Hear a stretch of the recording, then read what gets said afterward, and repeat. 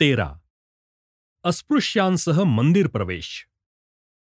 या भाषणाने प्रभावित झालेले श्री गुरव यांनी त्यांच्या हनुमान मंदिराचे उद्घाटन करण्यासाठी सावरकरांना बोलावलं.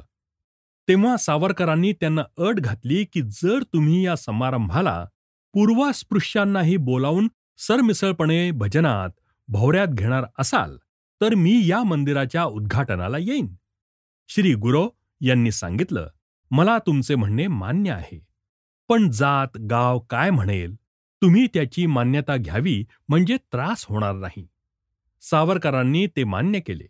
त्यांनी गावातील सभेत ते विचार मांडले. गावानंही ते मान्य केले.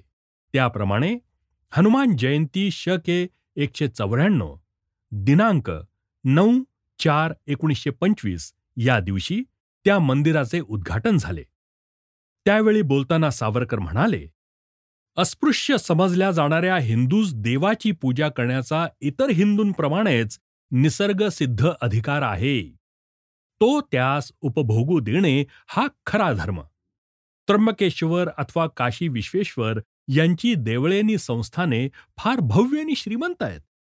तेथील प्रदक्षिणेच्या वाटेवर कुत्री, मांजरे, गाढवे फिरत असतात, सर्व व्यवहार करत असतात.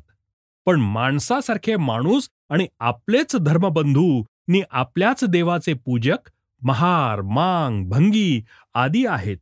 त्यांना मात्र त्या वाटेवर जाण्यास मज्जाव आहे.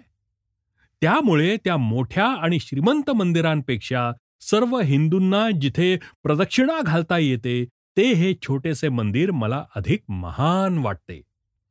याही पुढे एक पाऊल टाकून प्रदक्षिणेचाच नव्हे तर देवाच्या पायावर वाटेल त्या हिंदूस जेव्हा आपले डोके टेकवण्याचा अधिकार मिळेल तेव्हाच त्याला आपल्या धर्माविषयी, समाजाविषयी खरे ममत्व वाटू लागेल. देवाच्या मूर्ती स्थापणे हे जसे कर्तव्य तसेच त्यांचे संरक्षण करणं हेही अधिक महत्वाचं कर्तव्य आहे.